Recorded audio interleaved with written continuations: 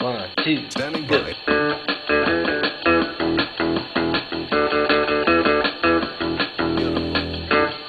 You know. Here we go.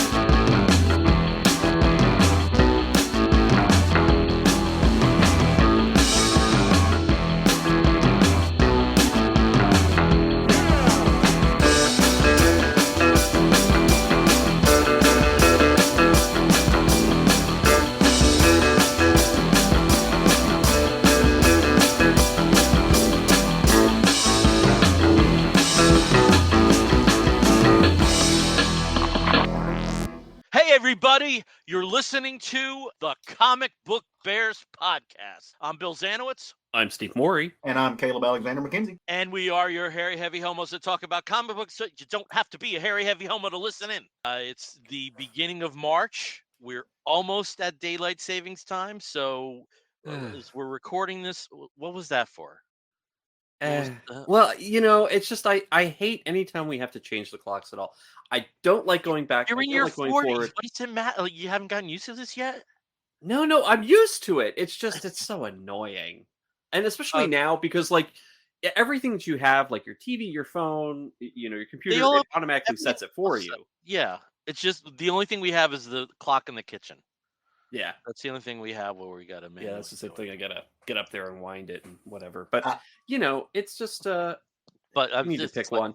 It just We need seems to like, pick one. I don't know. The Hubs was lamenting having to wake up an hour earlier, and I'm just like, hey, I get an extra hour of sunlight in the afternoon, and that to me is worth it. Like Yeah, I don't- need I need sunlight. I miss sunlight. I love it. I would not do well in 30 days of night. I would go insane.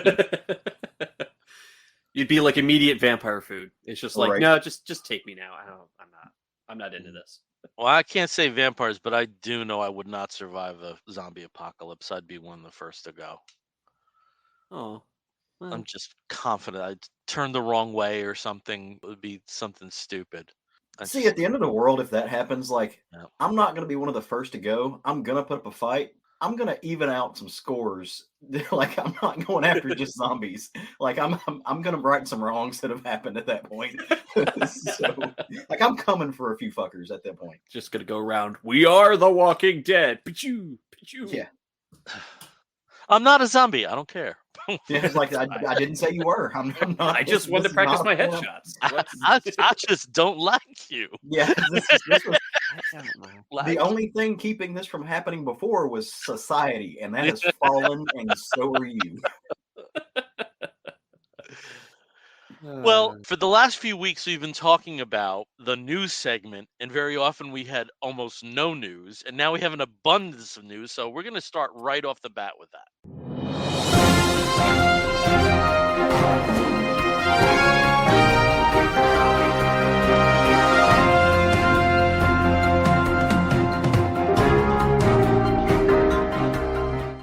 oh yeah, we got a ton. We got a ton of stuff. And so like last week, last episode, we talked about Comics Pro taking place, and Comics Pro it happens every year about this time. Comics professionals, i.e., professional retailers, as well as publishers and distributors, all get together and just talk about the business, talk about the industry, and a lot of publishers like to drop some tidbits and drop some announcements, now because it's a great time, top of the year, but also to get retailers really excited about what's coming up, and to show retailers, comic shops, and mom and pop shops to big chains that there's some good stuff coming, and get them excited for that. And so we had some really interesting announcements here. Comics Beat, Heidi McDonald does a great job wrapping up a lot of these and summarizing all of these. So I picked some of the ones that really stood out to me. First off, Kirkman and Dee Felici, who you may remember had worked together before on Oblivion Song, which I really love that series. Well, they're coming out with a new series called Void Song. I guess they really like to sing. And again, it's coming in from Image and Skybound, and sounds a little bit kind of like end of the world thing in space, with a little bit of Enemy Mine mixed in. If anybody remembers that classic '80s sci-fi series, sounds pretty cool. I know I'm going to be picking it up. That comes out a little bit later this summer. Mad Cave made some really great announcements as well. They actually ended up getting the license to publish Winx, which, if you're not familiar, started out as, I believe, an Italian cartoon about sort of half fairy or full fairy girls with powers. Became a really popular cartoon here in the US as well on Nickelodeon, and actually spawned a Netflix live action series, which lasted 2 seasons, and it wasn't bad. I really enjoyed it. But they're actually going to be publishing the comics. It's going to go into their sort of YA and also younger reader lines. I believe it's Maverick and Paper Cuts are those two, the two lines. Paper Cuts, of course, for younger readers. But they've also gotten a couple other licenses. One of the big ones was Asterix. They're going to be publishing the latest volume of Asterix coming out stateside. And Bill, do you know who was publishing it before? Because I know they've had lots of translations already in the States. I can't I recall. want to say the last publisher was Titan in Mm, the States. Does that sound right? it sounds right. I know I've seen. It does sound like somebody that I've seen, in the, in the mark before. hmm Um, yeah, I mean it's a really big property, obviously in Europe. And when it comes here, I know it's got its fans, and I'm sure pretty much every French teacher across the U.S. is going to be encouraging their students to pick up a copy in English, um, and then also in French if they can find it. From, I believe, Panini puts it out in the U.S. If you want it in French, you can import it. Um, but I thought that was pretty cool. Also, Mad Cave will be putting out a book called Monomyth, which is from one of our frequent guests, David Hassan.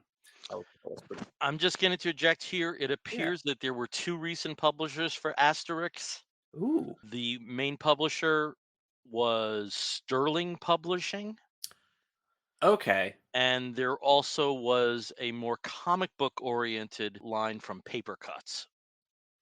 Well, and Those- Paper Cuts, which has been acquired by Mad Cave, so there you That go. could be very well the reason. Yep.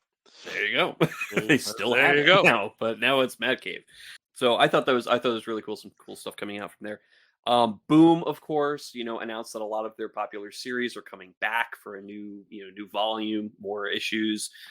Grimm, Berserker, Something is Killing the Children, which has been a huge hit over the past couple of years.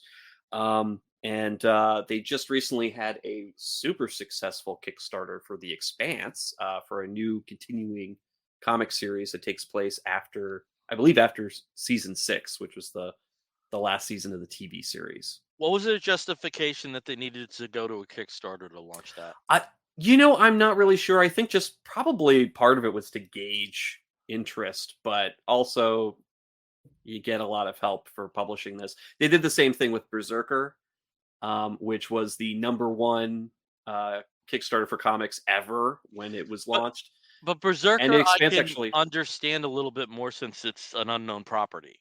hmm Well, The Expanse, they did Expanse- put out a comic Yeah. series. Right. couple That's of years exactly ago. why I'm asking why they went the I don't know. Kickstarter. I think there was a couple reasons, but Berserker as a Kickstarter makes a hell of a lot more sense than yeah. The Expanse. Yeah, but I mean, No. other publishers have done that for previous series as well. Like it's just becoming the more and more norm. Yeah. The bigger publishing houses are jumping in and they're kickstarting projects. They're getting those kind of pre-production costs paid for up front. And it's not just like anymore. It's not just for newer stuff. I don't off the top of my head. I can't tell you what I'm thinking about. But it's yeah. So other publishers have done that though. Yeah. I mean, I know they becoming the new have. norm.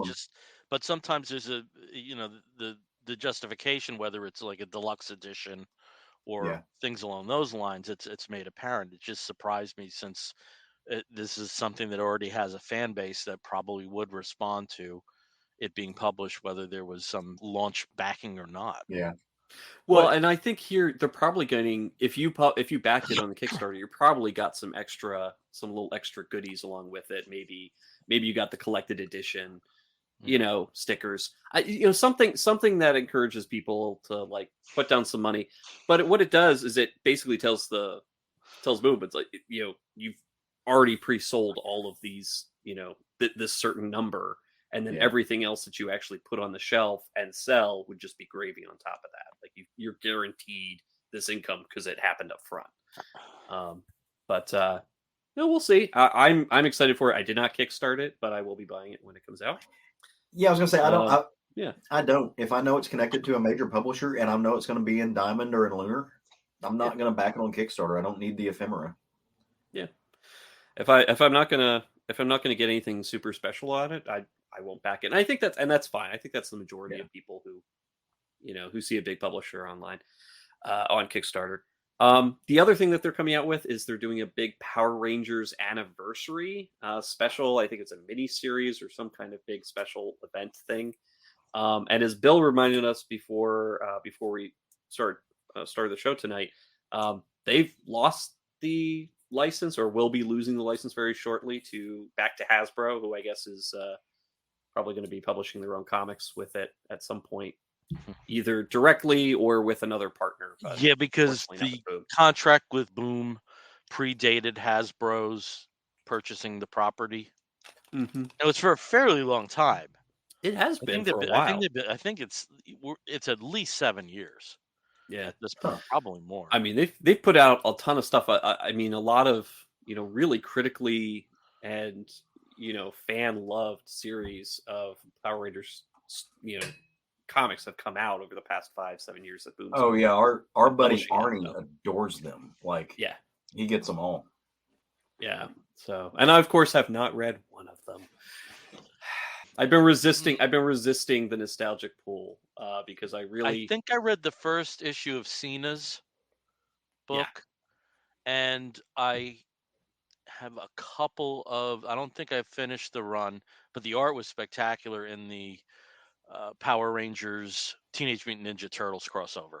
That had wonderful art. Talk about a '90s gasm there. Yeah, I think I got that one. Was that Freddie Williams? No, it was a newer artist. Okay. I would not get excited about Freddie Williams. See, I love Freddie Williams. I love his stuff. You can have my books then. Cheers to Caleb with the. Sometimes it works, like wine. 1985, it worked, but sometimes I don't think it does. Well, yeah. Well, who knows? Maybe now that Boom's losing it, maybe kind of like with Dark Horse, they did a massive, crazy sale when they originally lost the Star Wars license back to Marvel, and maybe that'll be a perfect opportunity for me to pick up a whole bunch of stuff off of Humble Bundle for Power Rangers. So I'll finally get to read it all. And also one of the other things that I was excited about, and Caleb was also excited about, and Bill was like, "What?" Is Mechadeck U, which has been a series. I thought you. Yes. I thought you were talking about something else. Okay, I know what that is. Okay. Yes, Mechadeck U, which is such a heartwarming, I thought you said something like story. Met the Deck. I was like, what the? Mech the Deck, my favorite. Met the Deck. Mech the Deck. No, I didn't hear. I met like a, yeah. Okay. I mean, at least I've heard of it. Oh yeah. Okay. It's they're really great. Great pot goodness. We met the deck, and the deck is a fine. Oh yes. Okay. Well met, Deck. But yeah. So many happy returns of the day, Deck. So Mechadeck U. Okay. Which has, I believe it's 3 volumes now. It's had like three series, 3 volumes. It is now being turned into a Netflix series called Mech Cadets, without the U, but I'm sure you will be in it. But I'm really excited about that. I believe it's an animated series that Boom is licensing to Netflix. So hopefully we'll see it soon and it won't get pre-canceled because I'm really excited about it. So that'll be pretty cool. And actually, speaking of animated series that were kind of in limbo for a little while. Hopefully, trying not to be canceled. Batman: The Caped Crusader, which is really I think is one of the follow-ups in the line of the animated series, the original Bruce Timm series, isn't it? Because I know he is co-producing this one with J.J. Abrams. I'm a little bit confused because some of the art doesn't necessarily look like TAS. Yeah. And I'm also not sure. I know it was also picked up for 2 seasons off the bat. Yeah. Which 2. was good. And picked up by Amazon Prime. So it's Yeah. actually going to be an Amazon produced series showing on their Prime Video. Well, Amazon's not producing it. Well, not producing Warner it, but producing it's it, still Warner Brothers producing, Yeah. but Amazon's putting it out on their streaming. I'm wondering if we have confirmation that what's his face? Guy who passed away who was Batman. I can't believe I'm losing. I can't think of his name. Kevin Conroy. Kevin Conroy. Oh, yeah. Do we have confirmation that he was able to record all of that? I don't know. I haven't heard anything. I mean, it was in production, so it's Because if you look at the possible? names that are there, he's the only familiar name. Hmm. At least in terms of TAS lore, but you also have a lot of people passed away since. Yeah. Wow. Alfred Commissioner Gordon and Batman are all gone. Hmm. Wow. I'm sure we'll have some kind of confirmation of that at some point soon. Yeah. They haven't really. I don't think they've said yet when it's actually going to be premiering, the first season anyway, and how they're going to be putting it out, whether it's going to be weekly or all at once. Well, from what I understand is there's still work to do on it, and they were Mhm. just waiting for some kind of go ahead with an Yeah. outlet. So that's good. So we are getting that, which again, that was kind of one of those when Warner Brothers Discovery started whacking stuff left and right and taking stuff off of HBO Max that was guaranteed to be on HBO Max. That was one of those series that was already in production, well into production, and just lost its home. Yeah, it's interesting. I just want to do a bridge here. You had mentioned in your reporting of this that this was a project that Warner's initially had earmarked for HBO Max Mhm. and then effectively sought a buyer. This is something that occurred after we had our news discussion, but apparently Bob Iger was speaking at a Merrill Lynch conference late today, and he said that's something that Disney will also be open to now, that not necessarily leaving all of their internally produced content solely within Hulu and Disney Plus, that there is an avenue that they'll be exploring, that they're going to maintain the jewel properties like Star Wars and Marvel and Frozen. I think those are the 3 that he specifically mentioned. They would be open going forward to possibly farming some stuff out in terms of where you can see it. So I wouldn't be surprised because I think right now they're one of the few who really doesn't do that. yeah, because you do have tentacles from Universal and Paramount CBS also that they have different platforms. Yeah. So, You can. They basically cannibalize from each other when it comes to the streaming services now. And most of the content on the broadcast channels is, it's produced by the different series. Like Warner Brothers has stuff on Fox and on CBS, and Paramount has stuff on, on NBC and all that stuff. So I wouldn't be surprised to start seeing Disney produced stuff pop up, licensed to Netflix and maybe even HBO Max or Max when it comes up. But also speaking of new TV series on Disney Plus, this just came out. Was right now I think it's just a 4-episode miniseries, but it's called M Power. It's the letter M, Power, and specifically was released for for March, which is also Women's Month. International Women's Month. Like the House of Pancakes, the International House of Pancakes, International Women's Day. And this one's actually produced. That actually came out much more offensive than I thought it would. I'm going through, like, in my head, I'm also kind of conflating that, how you were saying that with Better Off Dead. And I speak the international language. Love. The international language of love. Anyway, yes. So Zoe Saldana co-produced this series, or executive produced the series, and it explores the different women who have featured very prominently in the Marvel Cinematic Universe. So you have a whole episode that's about the women of Wakanda, features interviews, clips from the movies, the actresses, as well as producers and writers who are involved in the comic series and also in the films, talking about Yes, I did watch the Wakanda episode, which is the first one. The others Mhm. are Captain Marvel, Scarlet Witch, and Gamora. Yep. And it's much more film based. They really didn't Mm. talk about the comics, but from what I understand, some of the other some of the other episodes do get into the comic side more. And I Yeah. think with Wakanda, it may have been indicative that they had the most terrain to cover in terms Mm. of the number of characters they needed to talk about in 36 minutes. Yeah. So True. that could be why. Yeah. True. The other ones Well, were, I It was think, a pretty little bit good. more It was pretty focused. good. You got Yeah. a good sense of the background of the particular actresses that played the various parts in the Wakanda franchise. So it, Cool. I thought it was pretty good. Yeah, well, I haven't had a chance to watch them yet, but it just came out yesterday. At the time we're recording this, so on the 8th of March. well, speaking of women of Marvel and things that are going to be on Disney Plus, I don't know if you guys saw this, but I just saw a blip literally about 20 minutes before we jumped on the show. But they're getting ready to do. I think it's 2024. Daredevil Born Again is getting released. Deborah Ann Worrell or Wool, however you say her name, will not be returning. Right. Yeah. Neither she nor the actor who played Foggy Yep. are coming Yeah. back. So I thought that was interesting. I don't know what the deal is with that. Who knows?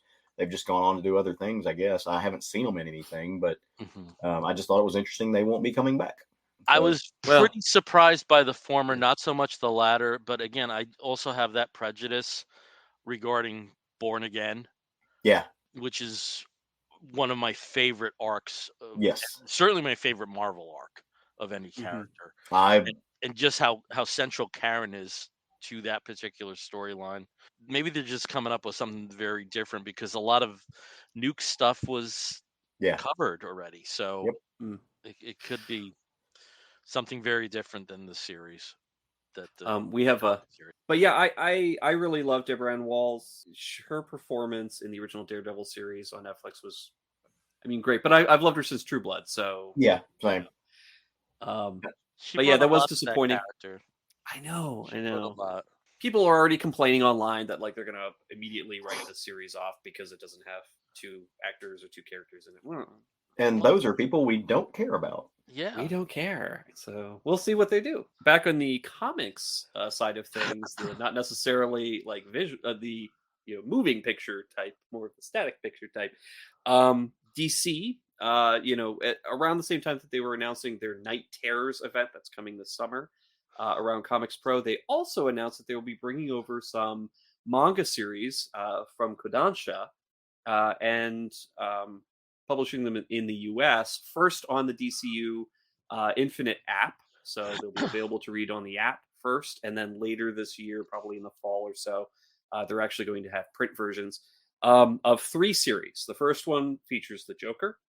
The second one features Batman, and the third one features Superman in a very interesting way. It's Superman versus Menshi, where he basically goes to lunch with people and has different types of food as Superman. So Superman eats lunch, which sounds really, really weird, but also really interesting and could be a fun time.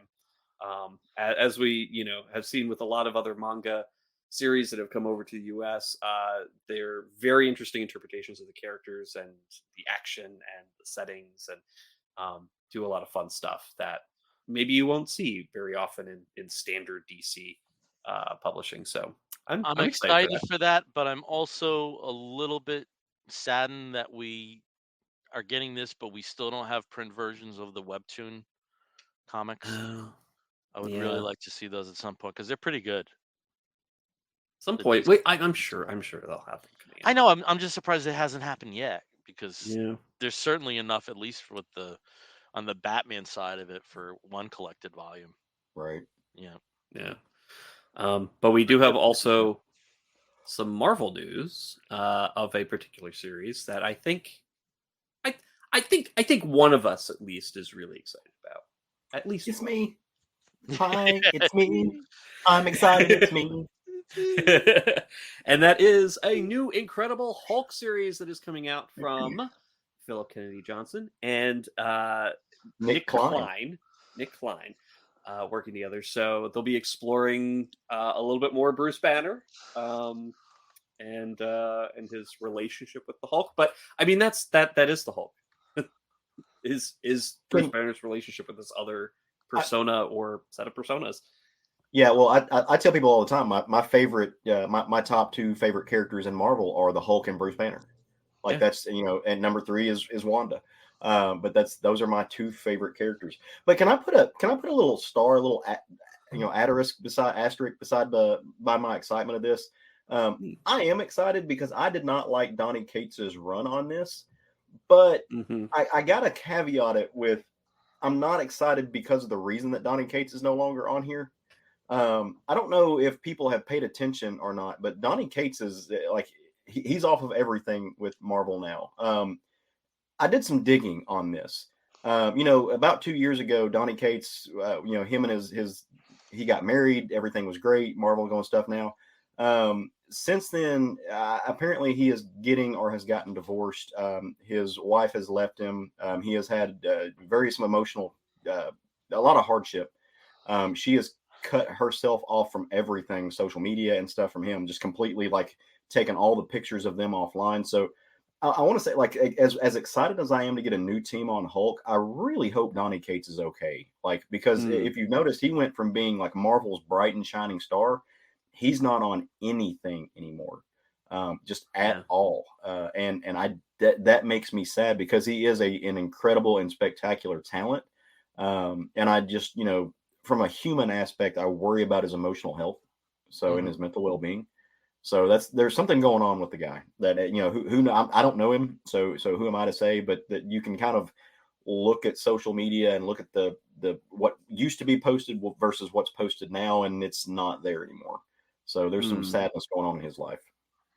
Well, I mean, if you've read the entirety of Crossover, there's sort of like some interesting, insight into his mind because he plays himself. Yeah. He basically writes himself into the series, and there's a lot of trauma there. There's stuff around, his wife at the time. I'm not sure if they were having issues at the time he was writing Crossover, because the book finally finished. I think was it maybe spring of last year. But how the process time from writing, drafting, and then printing can be a lot.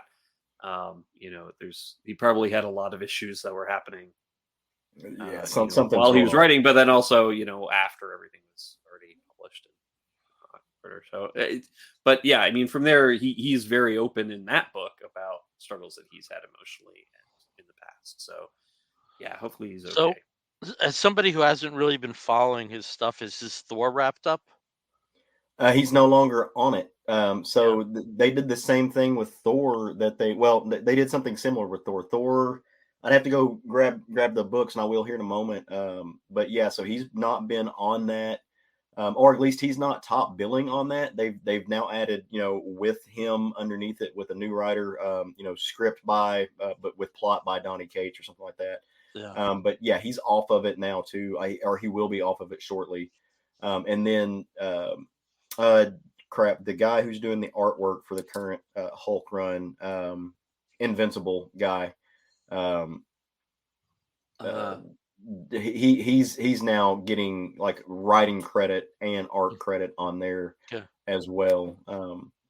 But his Venom, that was like an intentional wrap up though, right? Yes, that was an intentional wrap up. Yeah, all the stuff that he's been on. The only thing that apparently is not an intentional wrap up will be his Thor and his Hulk run. His Thor run, by the way, like his parts of it are phenomenal. To be able to follow what he did, Jason Aaron's Thor run, did an amazing job. So that was, to be able to jump on that high watermark, but to follow Al Ewing on Hulk, his Hulk run has been trash. I was so excited because I was like, yes, like let's do that. And then it was just not good, which it just seems like all you have to do is bring like 50% of the tone of Venom there, and it kind of write itself like to be a serviceable book. You know, But he made it into some Yeah. weird mech thing in space that doesn't. I don't know. It's not good. It's really really bad, which is depressing Yeah, as see, fuck. if he had threw in Met the Deck, Yeah, like it might have been something. Tony Cates writes, met the deck. Well, I will throw in my wishes for this too as well, Caleb. Let's hope this is like this too shall pass. a self-run break. That is all I have. So I guess not much. There's not much. Yeah, there's one other Really short. Marvel related item that I'll get to in my woofs. Deal with something that was announced and it ties into my woof. So, okay. All right. Excited. I guess we could start talking about some comic books. Three. Caleb has never gone first on I this haven't. Nope. We're gonna make show, history. never. And now he is. So, Caleb, tell us about something you're reading that you're digging. Yeah. So I think we've talked about this before. I talked about the first issue. Well, no, you spoke about the first issue, but I was in general talking about my relationship with Superman. Like, I'm not somebody who has loved Superman forever. For a lot of folks. Calls. Yeah, right. No, he doesn't write.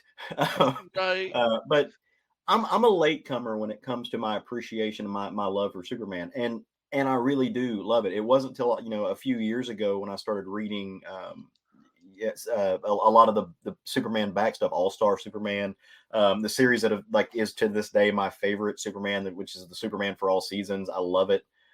It is incredibly heartfelt and fun. To me, it dials in on what makes that character great, and it's what made me appreciate that character the most. Well, a book has came out, and like Bill said, he spoke about the first issue, but it is from it is a Superman focused book, Superman titled book, and it's by a killer creative team. Mark Russell, who I have lauded copiously on this show. Very very little does he do wrong in my book. Mike and Laura Allred, who are just an amazing dynamic visual team. If I don't know anybody that doesn't like Mike. I mean, I've met one or two people who don't appreciate him, but I don't know anybody who doesn't acknowledge Mike Allred's just his tenacity on the page. And then Dave Sharp, who is one of the best letterers in the business, they put together a little book called Superman Space Age. And I picked up the first issue along with Bill, and Bill spoke about it. That was weird. Bill spoke about it, and we kind of got into the first issue.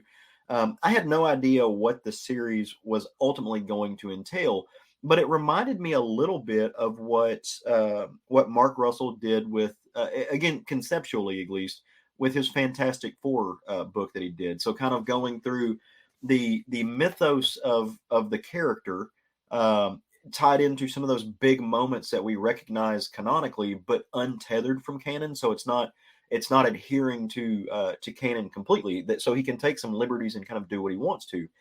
And in this book, he does that. He kind of goes back to, at least in this series, to pre-crisis, and it's set in the late 70s and up to the mid 80s. And it kind of goes through some of the issues that deal with the Cold War and Superman's relationship to kind of these international public relations. But more so in the book, it goes into just, why Superman does what he does, his relationship with Lois, his relationship with his son, his parents, Metropolis, why he is a hero and what that means, especially in the light of potential global apocalypse, where there is a being, a figure who comes in and just says, hey, the world's going to end and there's not a whole lot you can do about it. So by the third book, we see the inevitability of this kind of sinking in, and it's leading to, at least in my mind, and Bill, you are way more the expert on this than I ever will be. But it's leading to kind of a crisis event. I think to me, this is channeling just what crisis is. And it shows Superman having gotten the news from this kind of figure whose name at the time escapes me. I forget what they call him. Yeah, the pariah, who steps in and just hey, you think you've won this, but Brainiac's he's playing 4D chess and you're playing checkers. He's 4 steps ahead of you. don't be surprised when the anti-monitor steps up and shows up on your doorstep. This book, Mark Russell does an amazing job of going street level human emotions to large mega concepts in just 1 or 2 pages. This book does a really beautiful job of Superman feeling very distraught, trying to figure out how to save the world, going back home, going to Smallville, going to the family farm and talking to his dad, and saying, what would you do if you found out the world was going to end in a few days?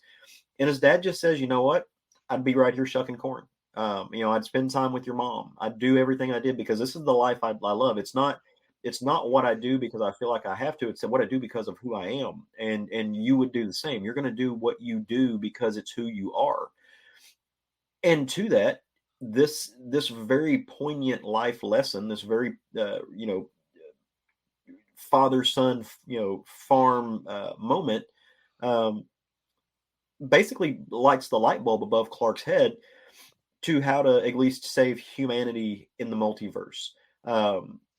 Without spoiling too much, he knows of at least one abandoned Earth in one of the planes of the multiverse where humanity is extinct, but the Earth is thriving.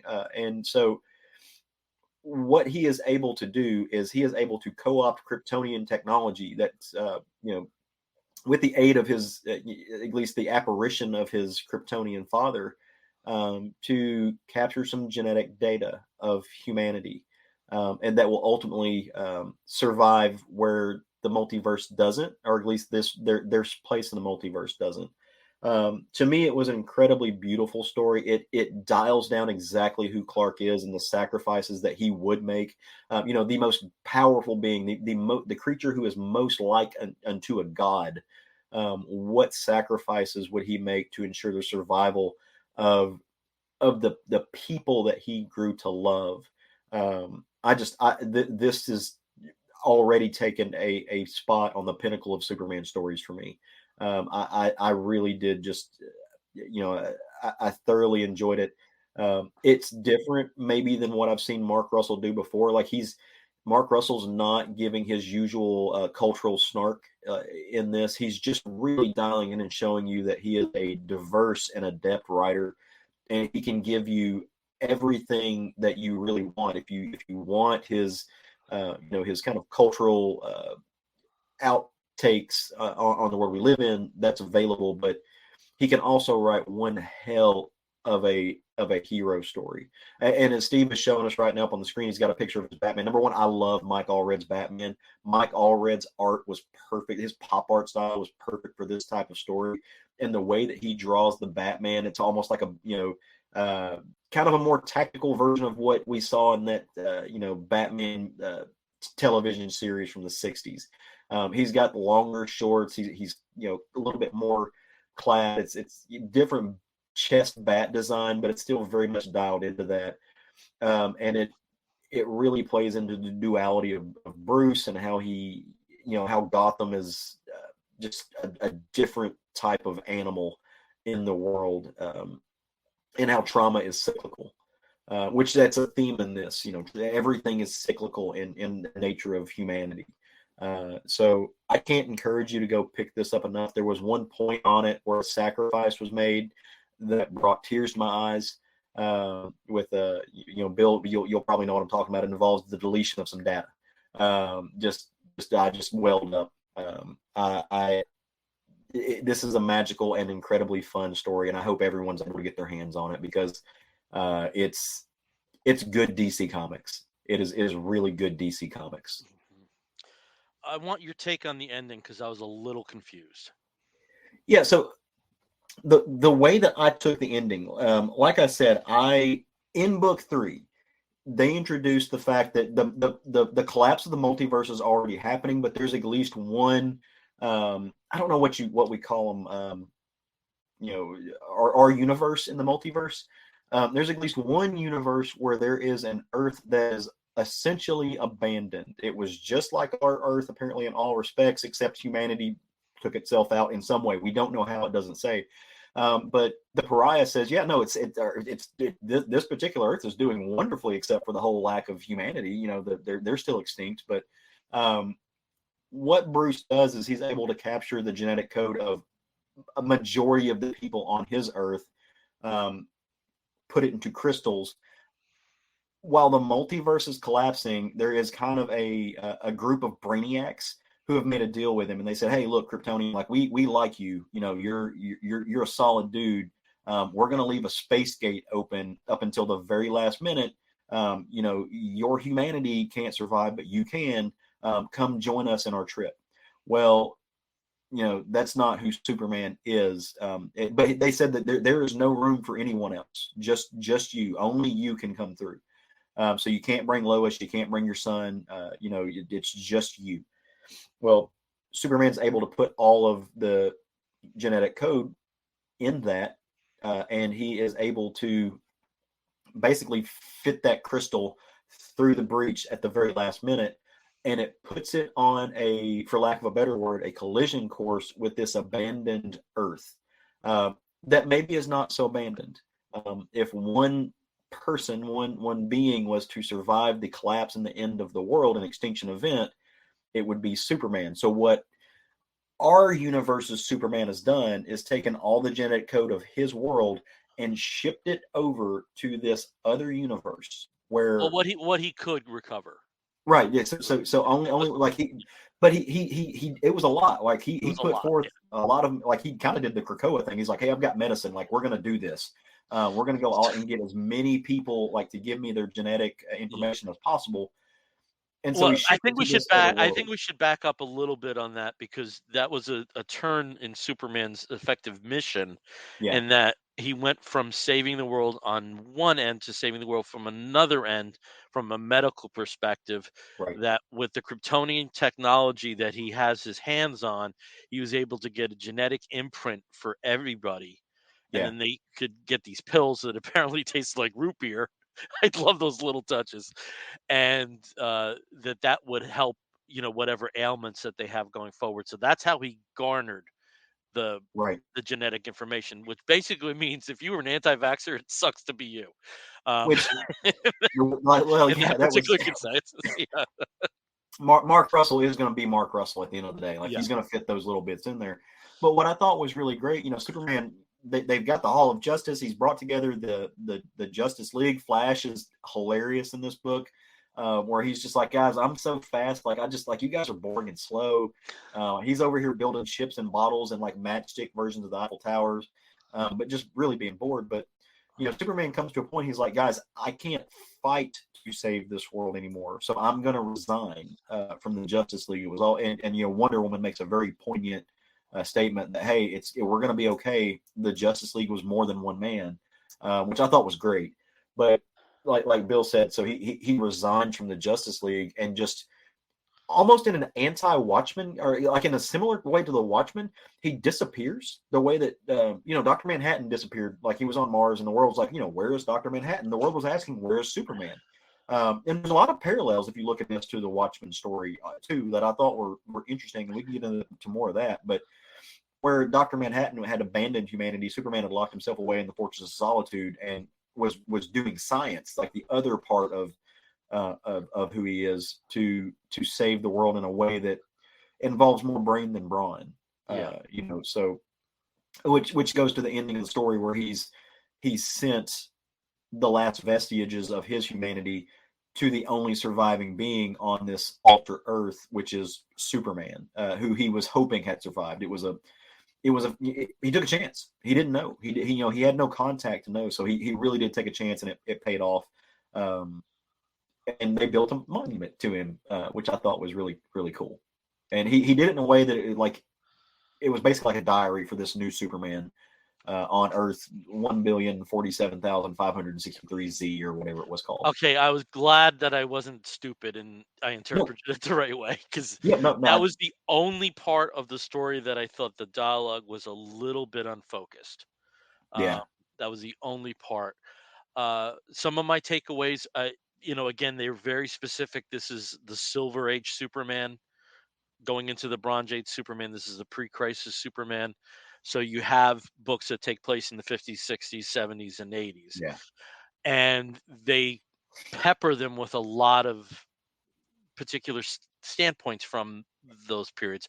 I absolutely loved seeing John Stewart Green Lantern with the Jerry curl. I Yes. absolutely loved that. That was one of the best artistic choices I've ever seen.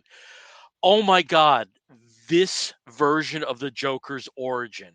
Oh, Oh my yeah. God, I want that story again because it makes sense. Yep. The character that is so based in lunacy has an origin in this case where you understand where he's coming from in still in a twisted way, but you understand the germ of it.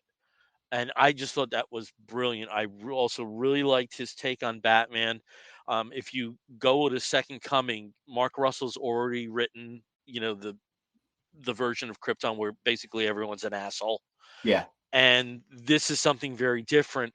I mean, I had a good relationship with my dad. I know we've all had varying things, but still, you want a dad like John Kent. In this story, you also want a dad like Jor-El, in this particular story. And like you said, I mean, there can't be a Mark Russell book where there isn't some stinging in there. I think the best illustration of that was Lex Luthor gets what he wants just in time for the red skies. Yeah. I mean, that is Mark Russell to a T. I also really loved his so you like this version of the Joker. I have feelings and thoughts on it. I think it drives it home that anybody who is that broken has a breaking point. Yeah. I loved his Lex Luthor though. Just somebody who is honestly Lex Luthor is doing some not terrible things in this book, but he's doing them for capitalistic reasons. He's going to profit from them.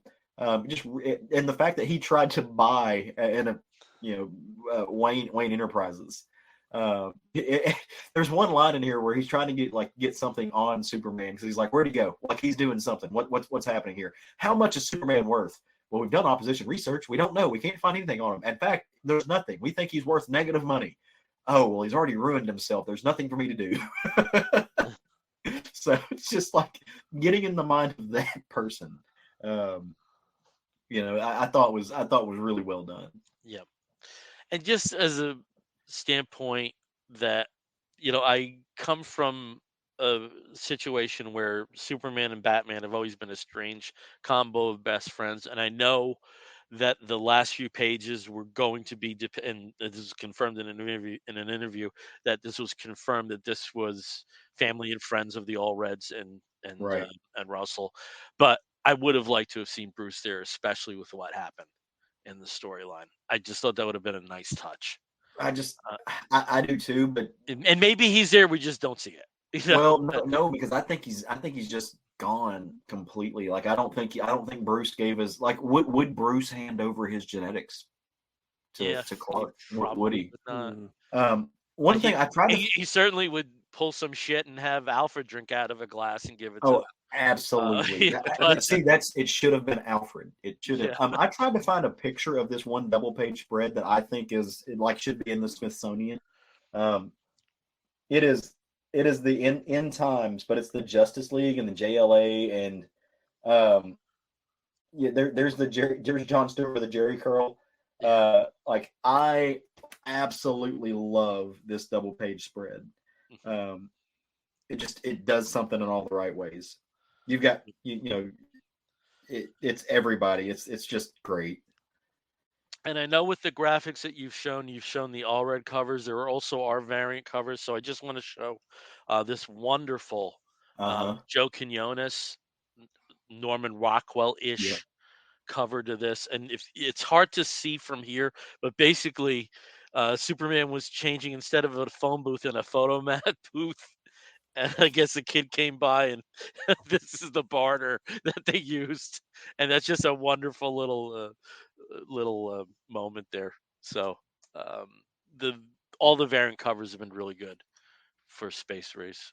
Space Age. Space Age, yeah. Space Age. But I mean, it's Space Race tracks though. I mean, it's very, very Cold War. And just as you had mentioned, some of the series like Superman for All Seasons and All-Star Superman, I would also throw Mark Waid's Birthright in there. Yeah. It definitely stands as high as some of those series. So liked it. I liked it.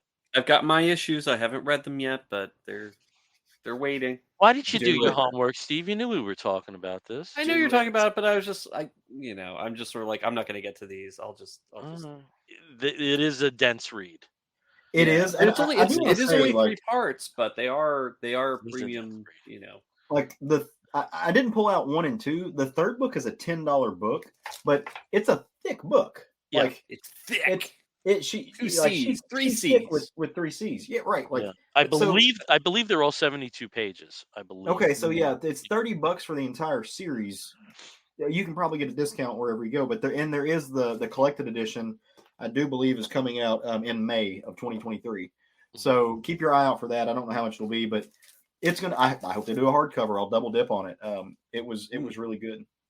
All right, Really cool. I mean, I'm sure it'll be beautiful when they do come out with it. It's a beautiful book. I've got all 3 issues, and I just, I look at them. I'm like, I really need to just sit down and read all 3 now that I've got them.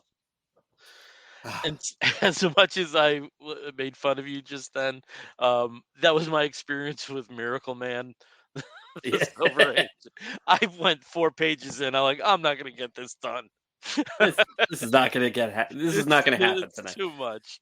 It's too. It's Even not- just one not one issue of Miracle Man Oh, Silver Age is jeez. just it's a lot. Yeah. It's probably some of the densest Neil Gaiman Mhm. stuff Yeah. I've read in a long time. Mhm. Long time. Yep. So yeah. Okay. Pretty cool. All right. Steven, do you have a book you would like to talk about? I've got a book. All right, And so actually talk about it then now. I'm doing this in in lieu of our normal comic book bear who talks about the X-Men. Yes. And I'm hopefully I'll do it justice. I definitely won't do the sarcastic detail justice, of course, but our brother Brian, who is off in Japan, And right hopefully he's now, listening, and if he's not listening, he should be buying each of us a Superman coloring book. he should be buying a Superman coloring books, each with each varying cover. Yeah. Which is really awesome that they sell them on the PX, but in the PX. But I decided, and Brian had actually, if you go back a couple episodes when he was last able to join us, he did talk about the Sins of Sinister #1, which was the introductory issue for the event that's going on right now. I would say alongside the standard X-Men series. So this is a separate, series that's happening. It's a separate event. It isn't tying in directly to the current X-Men series, the various X-Men series, but there have been bits and pieces and crumbs that have been fed to the readers over the course of the past couple of years through the Krakoa saga. That something was coming and something was involving Sinister, and a lot of his actions, a lot of his craziness. And in fact, as part of the series, the Sins of Sinister series, there are 3 different books. If I can actually share my screen to show what those are. The 3 that are coming out are Immoral X-Men, Nightcrawlers, and Storm, and the Brotherhood of Mutants, which I have a poster of right back there on my big blank wall that I'm trying to cover for right now. But basically, following these series, they all essentially take place in a different time period following Mr. Sinister taking over Krakoa and taking over essentially all of mutantdom. In Nightcrawlers, I believe that's probably the furthest along.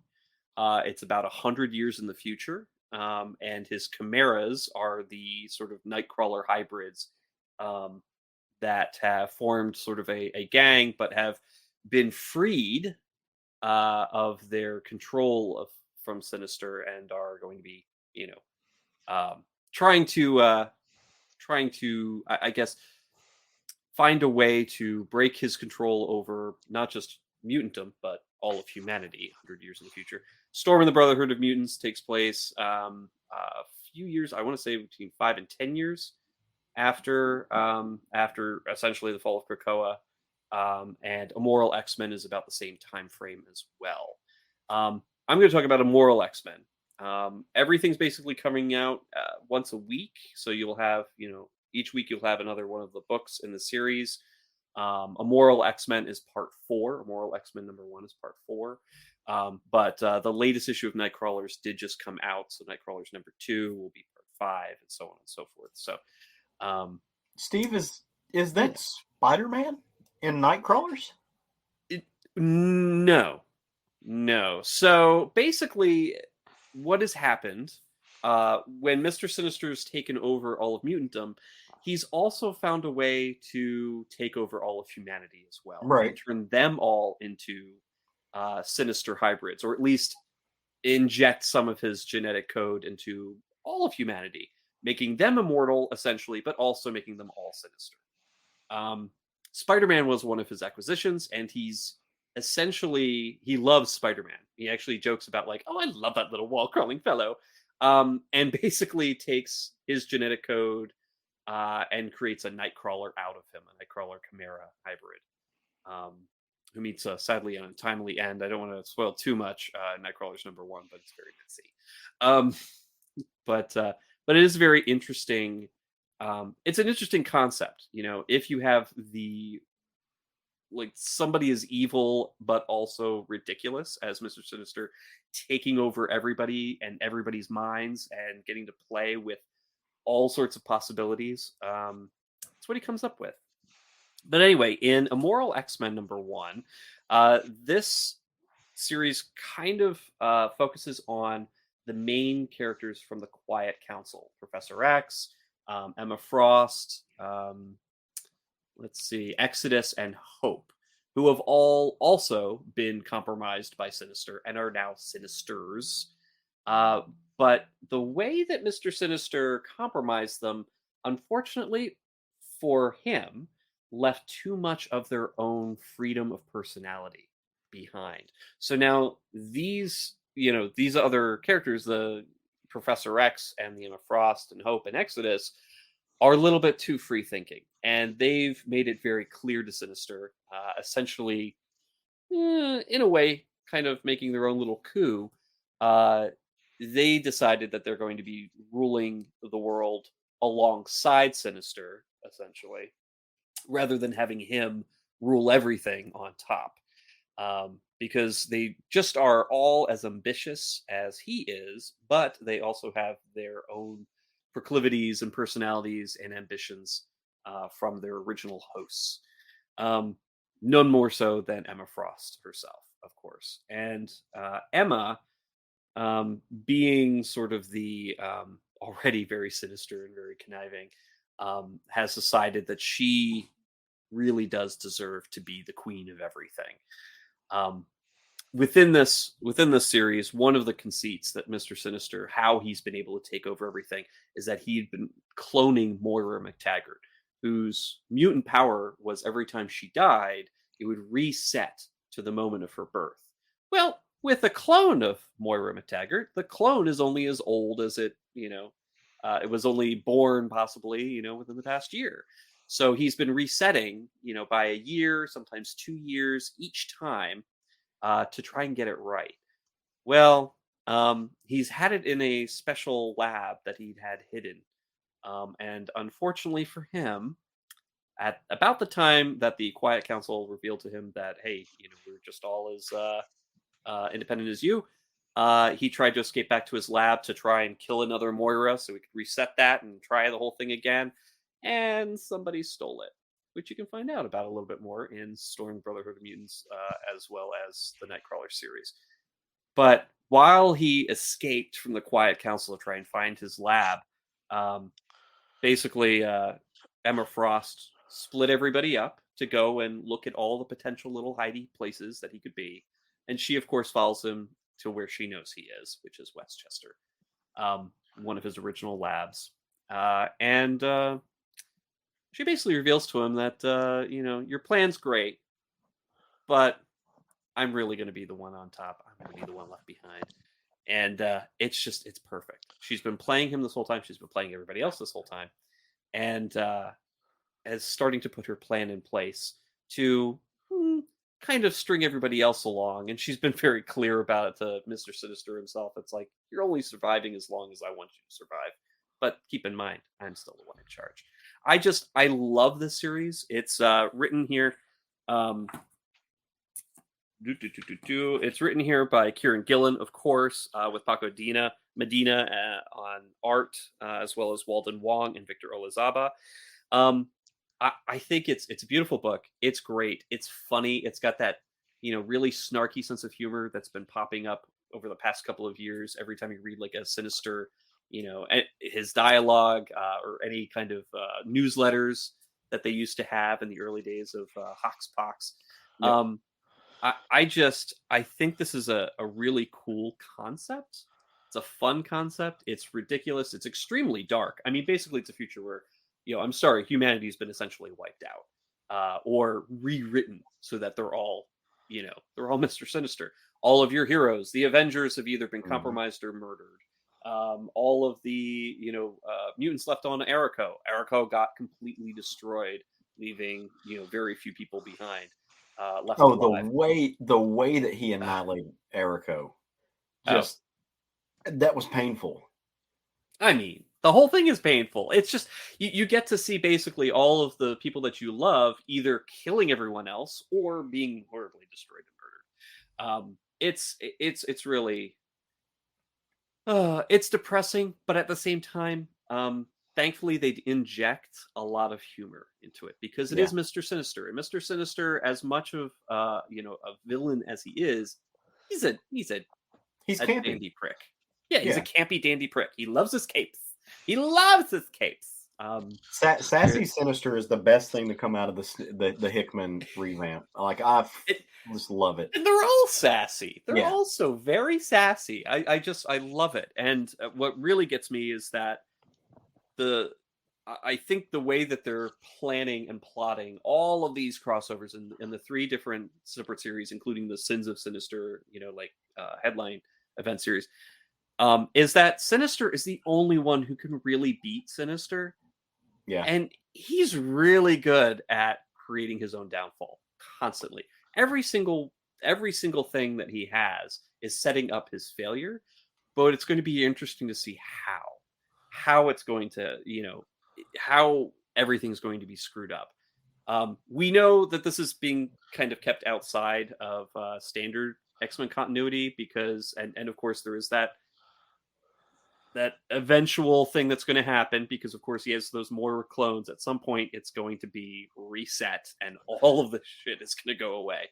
Mostly. I'm sure there'll be some remainder kind of craziness. But it's just, this is a playground that they're playing in, to make it as crazy as they can possibly make it, given a campy villain like this, who's now basically made 7 billion versions of himself.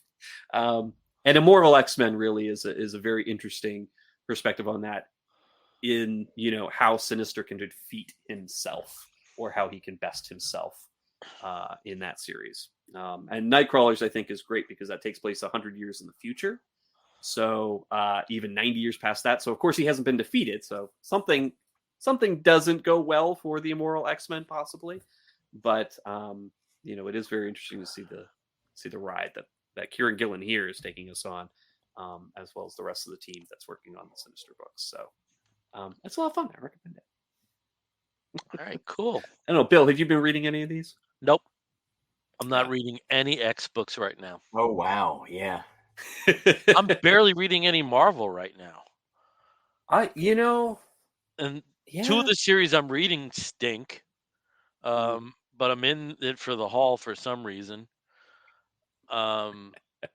Waiting for Avengers to wrap up, please. Yes, thank you. Just waiting for Avengers to wrap up, but I'm too far in to not see it to the end. Same. And Dan Slott's Spider-Man series has been a huge disappointment. I'm not reading that, but yeah. The X stuff, like I'm not reading a lot of the X stuff. I'm reading some of it though, and it's like what I'm reading is really good. I mean, it's done the X-Men thing, right? Like it's too spread out. There's too much to read. I don't have time, which you don't have to. So just pick and choose what you want. I need to go get caught up on the X-Force book. I heard that's really good. I want to read that. But what I really like about this series is the way they've capitalized off of Hoxpox and like they've explained the Chimera. for the future. So, again, you wonder how much of it is gonna be lasting, and how much of it is going to get wrapped up and changed. But I just need more Cyclops cat. Well, speaking of Cyclops, you know how Sinister really loves his chimeras. There's a very interesting Yes. section in Immoral X-Men where Yes. he reveals his gang of Cyclopses that are very quickly defeated by Emma, by Sinister Emma. She just basically is like, come on. It's I've been able to like manipulate a Scott Summers. Oh, since all the day Summers one. brothers. Here's a whole bunch of Summers. Yeah. Just, it's great. If I can just ask a non-X-Men Marvel question, a book I abandoned after the first issue, I was just wondering how that was doing there, Caleb, which was Namor, The Conquered Shores. It just wrapped up. It's a 5-issue miniseries. I actually really liked it. It reminded me a lot of what Peter David has done in some of his other stuff with revisiting this kind of futuristic version of so what Peter David did with Maestro, for instance. Okay. It really did remind me that it's different. I forget who's the creative team on that. I'm not 100% sure. I don't but know. I thought it was really cool. They dive back into Christopher Cantwell is the writer, and the artist Pasquale Ferry. Yeah. Okay. So I like Pascal Ferry. Period. I've great artist. Yeah. But it was fun. It's an older Namor. It's at the end of the world. It dives back into the relationships that he made with the invaders. So it's a cool little mini series. I've enjoyed it. Okay. Cool. Well, I'm going to switch over to one of the other bigger publishers for both of my books this time, and it's not DC. I was not in the mood to read. I'm the DC champion today. You're the DC. You can have it for one crown there. That's okay. It's just one little tiara. Well, let me tell you, baby, that crown's coming back to me next time. Oh, I don't even want the crown. I just want to polish the jewelry. Okay. So the first Image book I will talk about is Local Man #1. And this plays with a lot of Image concepts, basically from its inception. Steve, I think that's the only graphic you have, but if you want to just put the camera on me, this is actually a flip book for the backup, but I actually read the backup first because chronologically, so you see, here we go.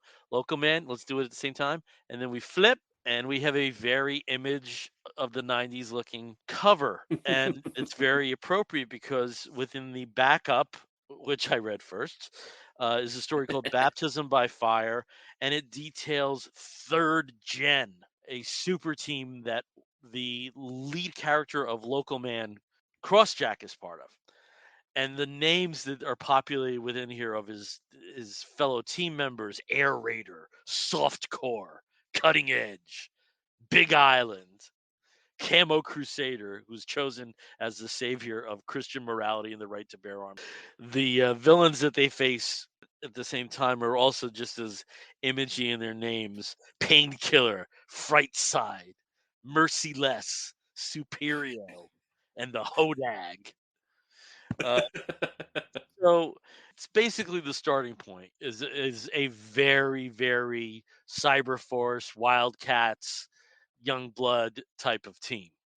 This book is written by Tim Seeley and Tony Fleeks. What happens in Local Man #1? So basically, the flashback stuff, at least in this first issue, the art's by Tim Seeley, and what we assume is the present time in the town of Farmington. That's art by Tony Fleeks. And in the story, Crossjack, who was a member of this team, is now no longer a member of the team. And he did something bad, but we don't know exactly what it is yet. We have hints about it, but through the story, we just know that he's basically the shame of the United States. So without too many options, he goes back home to live with his parents, at least for a little while. The parents are obviously very evangelical types, and they are shamed by him. He gets to a point where he just can't take it with their derision at home, so he decides to go out, and that was a bad move too. He goes to a local bar. He's not met with a lot of kindness, And then he's met with one of his old adversaries, the Hodag, who apparently came from the same hometown. Hodag raises a lot of shit in the bar. They toss out Crossjack, and Hodag gets arrested. In the meantime, Crossfire, Jack is his name, he meets somebody who's an old flame, and she's now married. So there isn't really the stereotypical romantic entanglement off the bat. And that was something really refreshing to see. I hope you agree with me, Steve, that these were just two people talking on a one-on-one basis, and it didn't have that complication of a sexual relationship. I like that touch a lot. But as things progress with that, again, Jack is kicked out of the bar, and then Third Gen makes an appearance. And they're not there to welcome him back. They're telling him, hey, Crossjack is the property of Third Gen LLC. You cannot be a superhero in public. You cannot take the name. And obviously, all the other members of his former team are very frosty to him. So it's really making you think what the hell went down that he would be tossed by the team and become a pariah. As I mentioned, Hodag is sent to jail, and in a really nice parallel storyline in the Farmington story, we see Jack effectively walking home. The dog Pepper, that's his parents' dog, is somehow out wandering. He almost kills Pepper by accident because he's throwing his crossjacks. And we also see Hodag in jail, but something happens, and it's pretty brutal to his former Yeah. series. So we're going to certain that that's going to be the main meat of issue 2. But for this kind of territory that's like a pastiche of various Image issues, I mean, we've seen that basically the first few years. I mean, that's an element in Kingdom Come.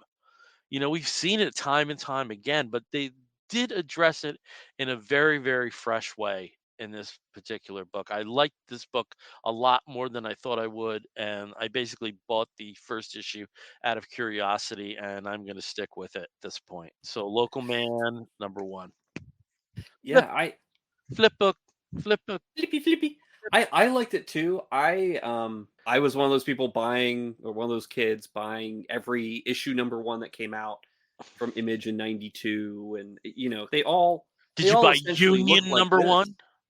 Did you buy Which one? Union #1? Did I probably did. you I buy don't know. Tribe #1? Oh yeah, I actually have I like have 3 many, copies of many Tribe. copies of that. It kept Many, popping up. many I don't know, copies. like how I got so many copies. I didn't buy them; they just kind of showed up.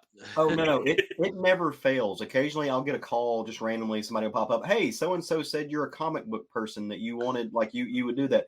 I've got like 2 short boxes or some long boxes, like I found in my attic. I need to get rid of. Yeah, sure. I'll give you All 30 bucks, Tribe. $40 for it. There's a copy of Johnson Stroman Tribe in there, Oh if yeah. not 3. Oh yeah. Like it does not fail. Yep.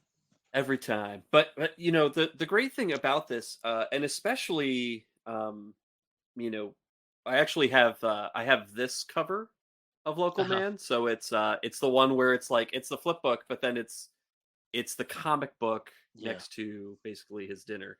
Um that it's definitely more poignant than I was expecting it to be. Yes. I mean, Yes. even Absolutely. with Hodag, even when Hodag Oh shows up, yes. Yes.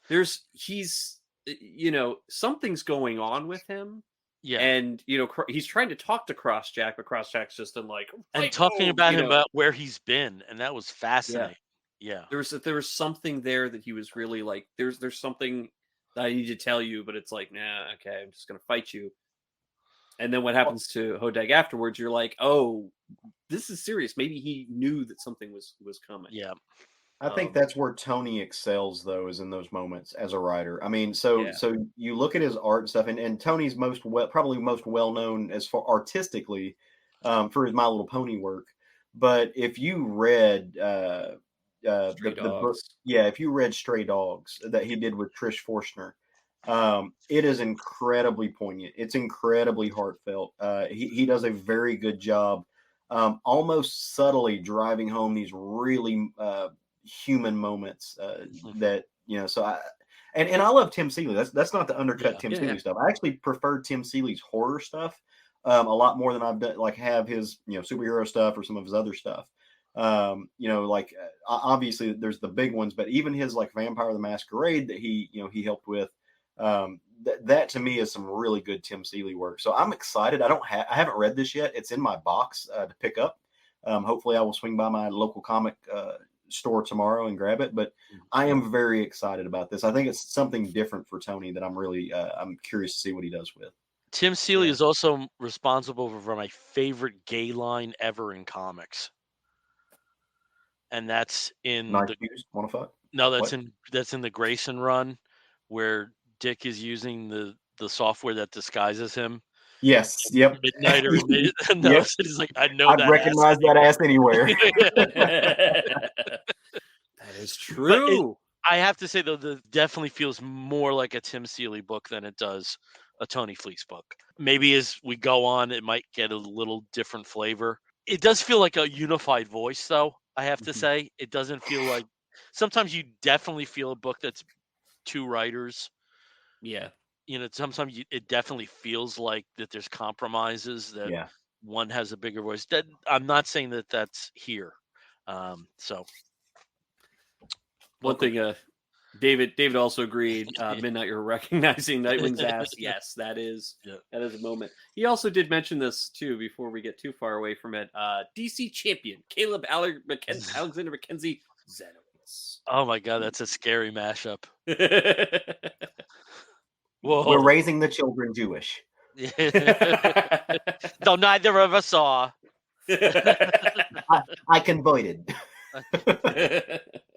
And if you could only do an Irish accent, I'd be happy. I just hate it. I've tried so hard.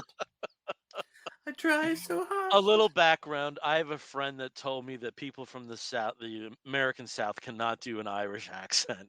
And Caleb kind of proved it in our pre-show. I don't think I proved it. I'm the wrong person. I don't know. Like I said on the show. Yeah. I don't know that I don't even do an American accent. Like I couldn't do darling, I could not do the Mid-Atlantic accent if I wanted to be in the movies. Like I have a terrible case of South mouth. Yeah. Right. Like it's just a thing. So I'm not like there are probably some other Southerners who can do it. I'm just not the one. I can't. I don't know has that a very, very region-free accent. He does. You do. Steve sounds like he's from a very particular place in like Tri-County in Pennsylvania that everybody shoots for. Pennsylvania has very strong accents. Well, yeah, Philly does. Yins. Well, no, but Pittsburgh does too. Pittsburgh does, but also where my mom was from, because she was right on the Delaware line, and that's sort of like that outside of Philly through Delaware. And so she says where it's area. Like she'll say towel instead of towel, like that. Towel. She's lost a lot of her accent. My family from that side that's still there, immediately you know exactly where they're from. Okay. It's very interesting. And God knows I can't hide the New Jersey. So I think she still says water. She does still say water though. So that is one thing that she does. But I lost that. That was a sneeze that I had. There was a if you were watching this, you got a show on the live stream. That was a forceful sneeze. Steve and I could have covered and just kept going for the audio, but we're like, no, let's pregnant pause and we're gonna watch the sneeze happen. Speaking of, I want to apologize to any of the listeners that if I sound nasally. I did some yard work this weekend and my sinuses are killing me right now. Yeah. The pollen in Arkansas is starting to do its thing and it's terrible on me. You guys don't have the Bradford pears, do you? Yes. Those are evil. Evil cum trees. Springtime in Arkansas, it is literally just yellow air. Like there is a yellow haze on. Like the cars will be covered. It's like a dust storm, but it's not dust. It's just tree sex everywhere. Ours was in Charlotte. It was worse, but it was green. So it was like green. Everything was just covered in green. So like it looked like you had just molded your car overnight. And then of course when the oak starts going, and those are the squigglies, I think. Yep. I think they're the squigglies. Yep, little things. Forget it. Forget it. It's gross everywhere. Disgusting. Okay. Well, I have Filthy. another Image book to talk about, and I'm going to do that right now. Do it. Yay! And this book is it's nice to see this writer writing again because it's been a little bit of a break, and that's Peter Tomasi, and he is writing Blood Tree from the Mad Ghost, which is Jeff Johns imprint over at Image. Mm-hmm. The artist is somebody I've never heard of, Maxim Simic. I don't know if you gentlemen have ever heard. This cover is not him. This is Christian Alame who did the cover, and I believe is going to be the main cover artist for the entire run. Um, and there's also Gary Frank and Brad Anderson doing covers.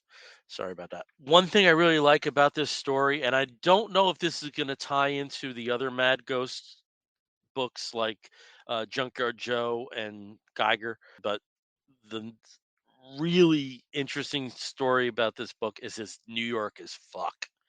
And it also is one of those stories where it proves that New York is not just Manhattan. And I really like seeing that as somebody who grew up in this area. So, what happens in this story? Well, we're in New York City and we're at one of the icons of New York City, the St. Patrick's Day Parade. And out of nowhere, an angel falls out of the sky. Now, it turns out that this angel is not really an angel, it's somebody who had been kidnapped and had wings sewed on them. There are two plainclothes detectives that are attending the parade. The lead detective is Dario Azario, and he has a partner, Maria. And again, they're on site because they need a lot of security for the parade. What luckily happened in the circumstance for him and for his profile within the New York City Police Department was he pushed some dignitaries, the mayor and some other high-ranking officials out of the way. So all of a sudden he's a hero cop because the angel didn't fall on them. But that's not the end of the angel story. There's another kidnapping. And this time it's a woman. And the next time, again, involving Dario Zario, that there's an angel falling out of the sky, and this time it's at Yankee Stadium. So they notice some strange things between the two detectives and the coroner about these what appears to be a very distorted serial killer that's taking the tremendous steps to stage these crimes. There also is a subplot with his son, and the son appears to be killing his own pets, and that's kind of a very dark place. But it's strange how both the mother and father kind of dismissed us, and I think this ties into something bigger. But this was a book. It did not feel like a horror book. It did not feel like a crime drama. It did not feel like a police procedural, yet there's elements of all three of that in there. Has a very distinctive feel. I'm very happy that there are some creators that have not been part of mainstream comics for a few years, but apparently through Mad Ghost they will be. So this is one especially Steve, I think you would really want to check this out. Blood Tree #1 from Image. Okay, yeah. I'll take a look for it. I'm sure Sailfish might have it. I know, or my LCS could order Yeah. some copies for me. Yeah. Yep. Cool. Do you know All if right. it's going to be like just the usual 5-issue? I believe it is solicited for 6. 6? I Okay. believe while you're preparing your book. So Steve, tell us about something else you're reading that you're digging. So one of the other things that I have been reading recently that I think is very interesting is a book by, if I can pull it up here, it's by Christopher Sebela. I've really enjoyed a lot of his writing. I love following him on Twitter. He's one of the few Twitter accounts that I can stand because it's fun, and he has pictures of his dog, and it's very cute. And I have been looking forward to this book since it was first announced, and I was able to pick up a copy the other day. And that is Godfell #1, not Godfall, but Godfell. I had so many people trying to correct me on this one. It's like, no, it's Godfell #1.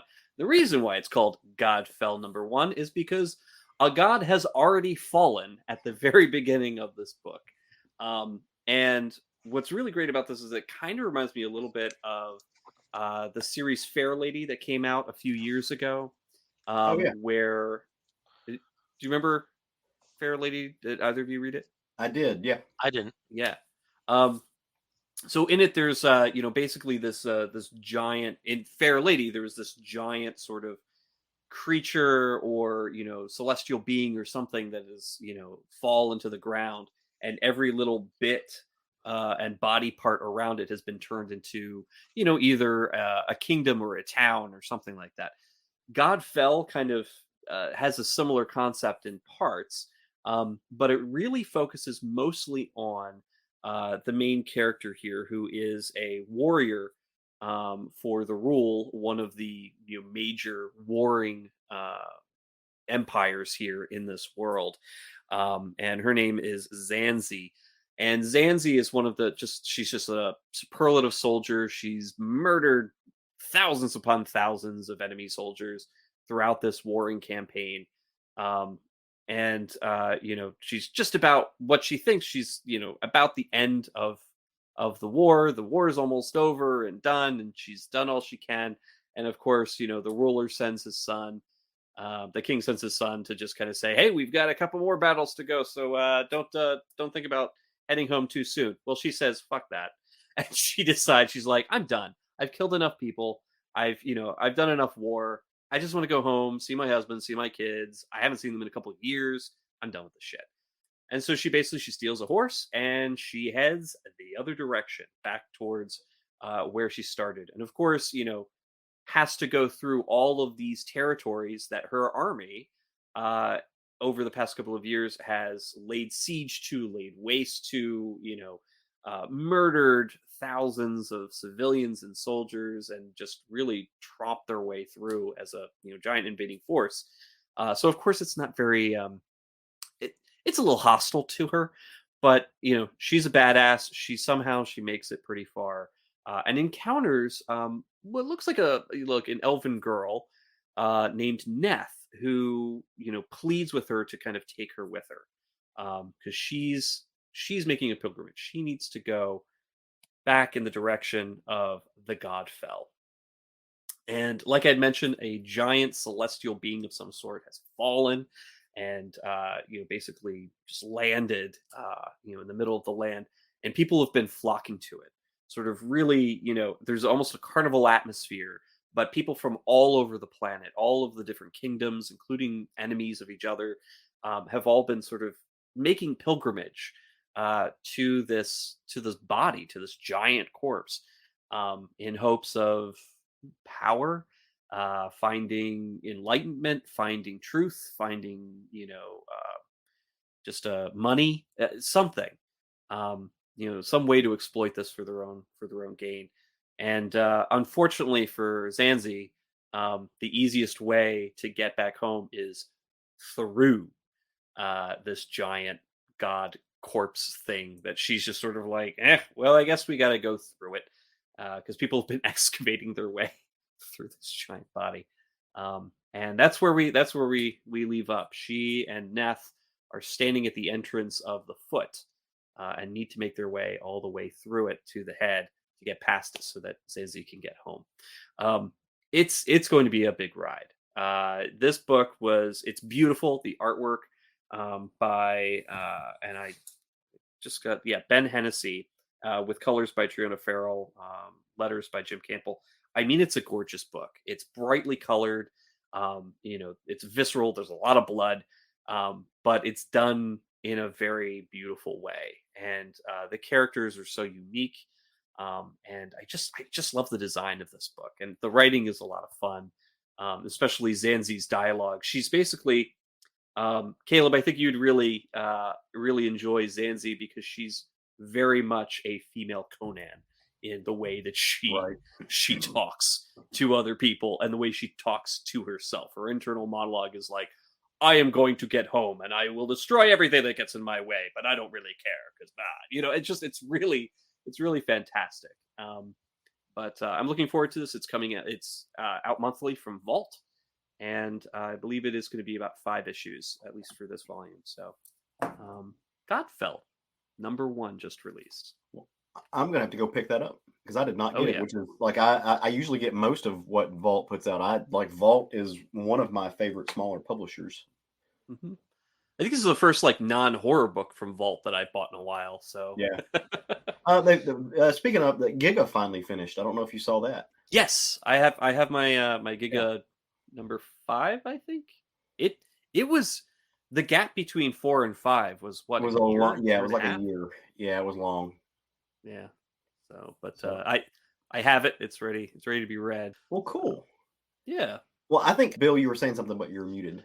I was going to say we have one more book to talk about, and it's yours. But it sounds like you had something else you wanted to say before. Oh no, I was going to roll into my book. Just I had an amazing segue plan, but that didn't work. So I'm just going to go with it. Roll in. Yeah. So, and actually, I'm going to be real fast about this, just because it's a lot of fun, but there's not a lot of meat on the bone to talk about.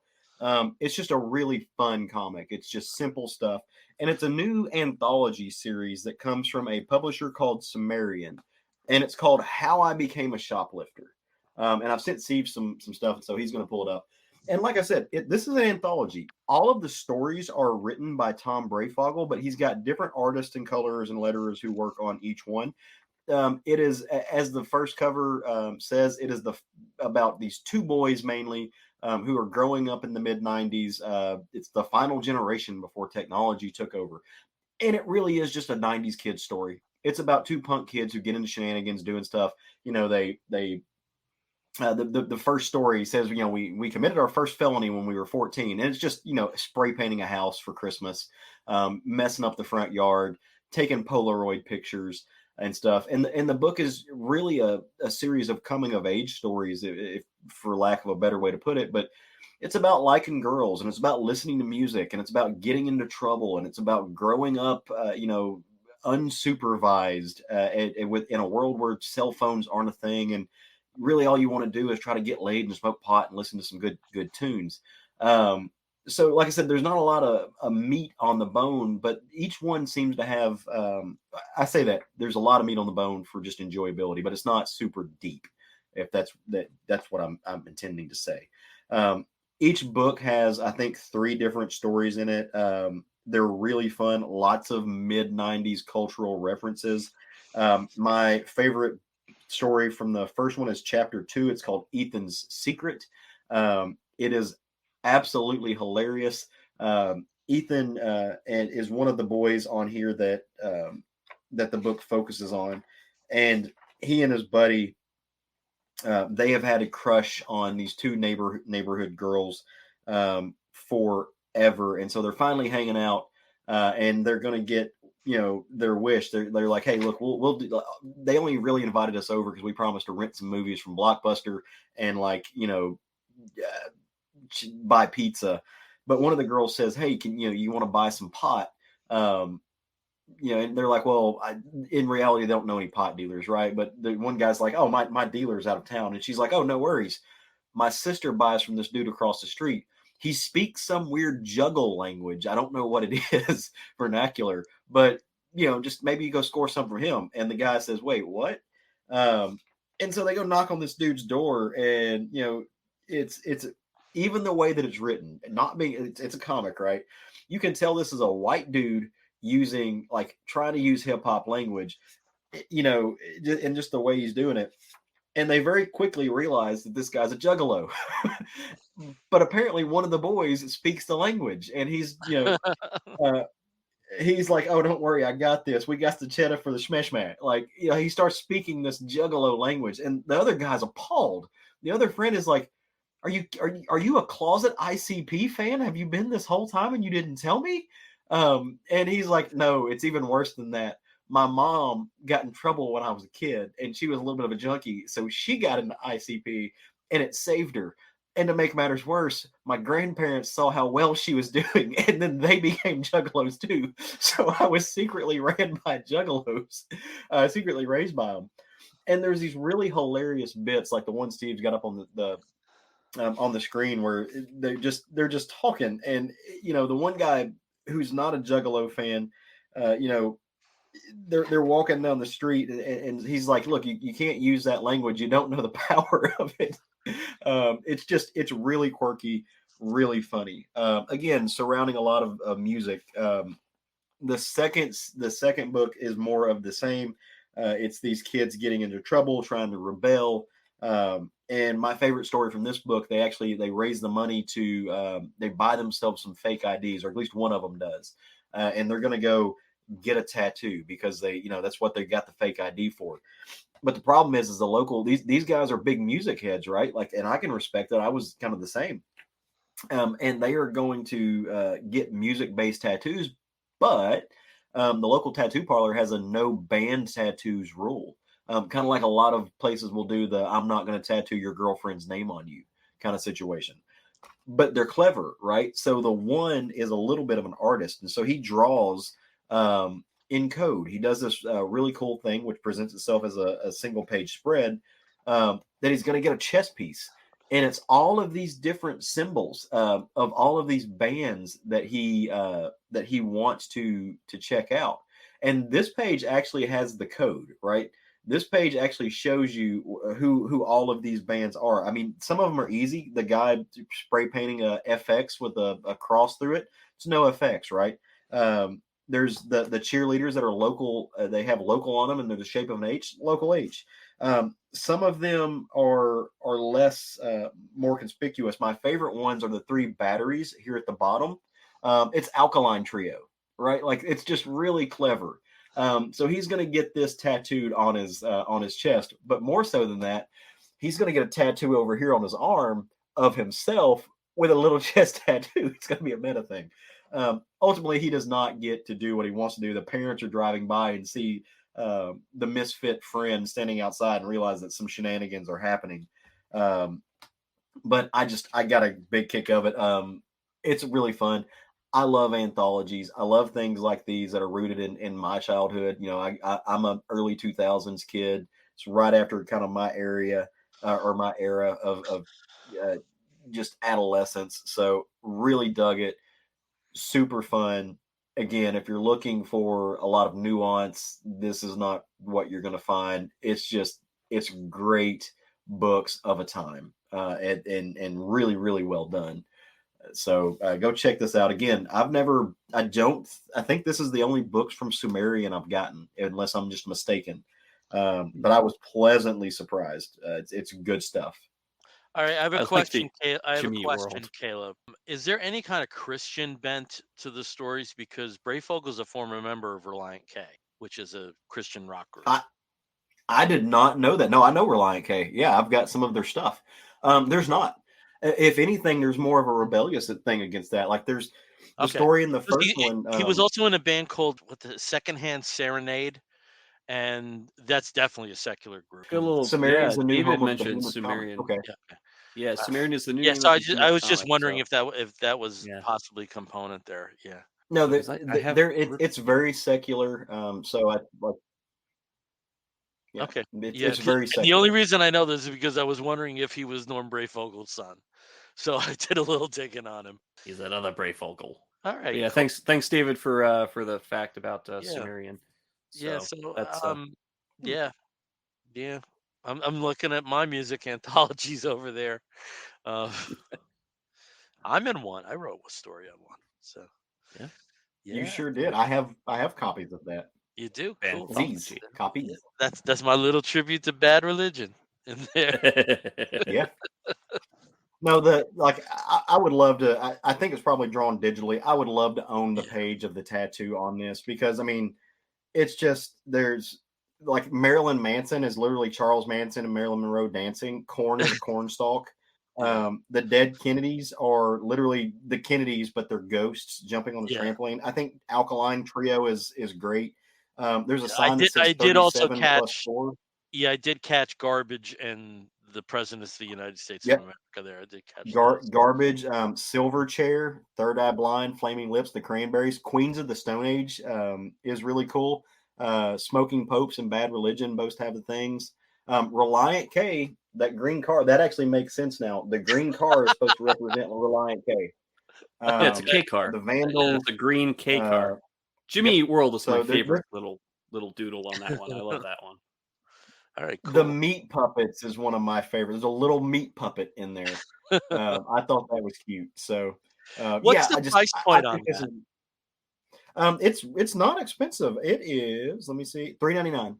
Oh, So, great. Oh, really? Great. yep. Yeah.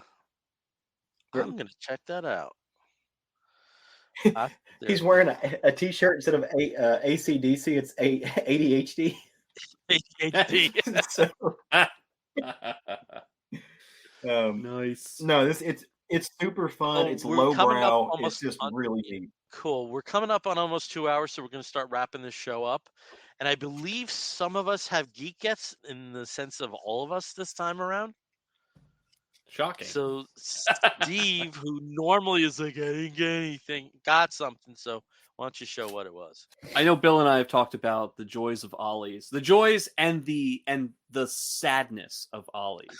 So occasionally you can find some amazing things, and other times you leave disappointed and sad, and yet also have spent $20 on weird secondhand candy. Anyway, so the last time I did go to Ollie's, I found a bit of a treasure. They've actually been having, some other big DC Treasury editions pop up occasionally on some stores. And the one that I found was the Silver Age Legion of Superheroes Volume 3 Omnibus, which is gorgeous. It is a $100 book that is only $30 at Ollie's, so 70% off for this.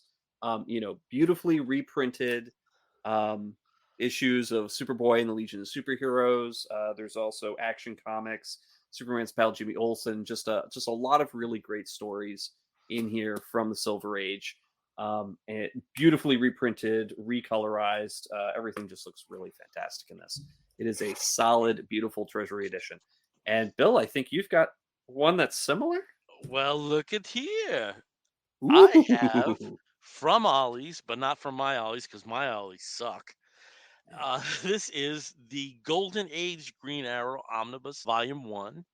Golden Age The one. Oof. SRP on this is $125, but the Ollie's price was $34.99.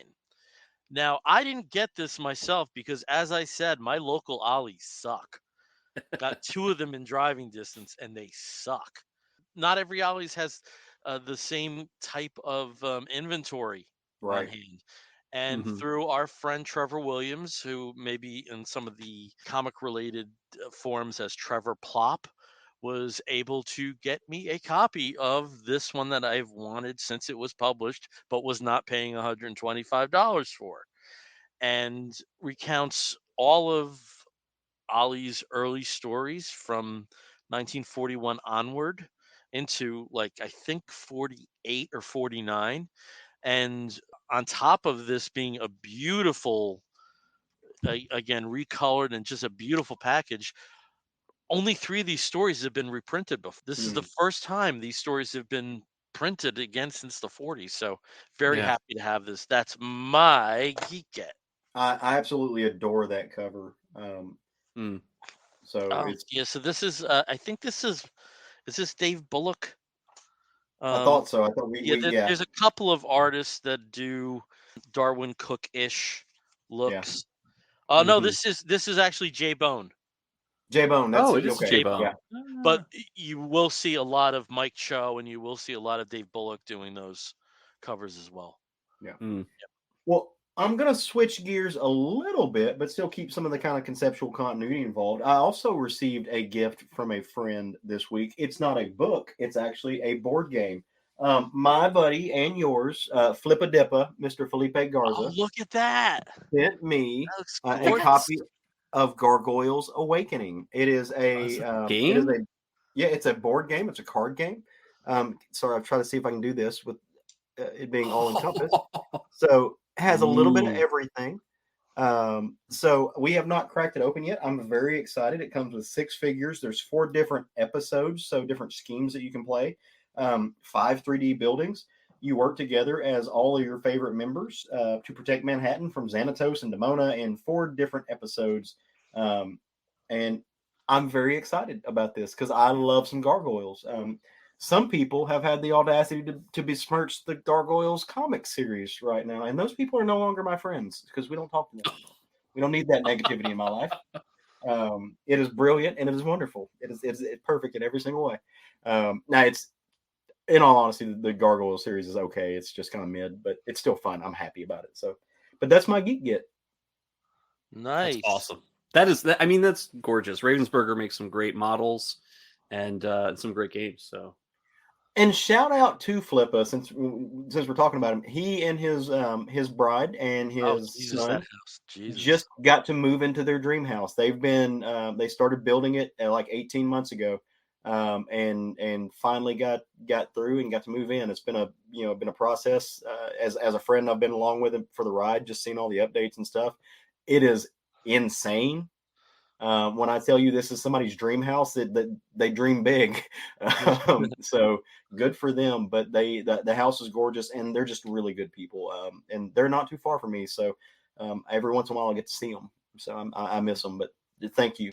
All right, we're going to start wrapping this episode up. And when we wrap an episode of the Comic Book Bears up, the last segment is something we call the Woofs of the Week. In the bear community, if you find a fellow attractive, you woof at him.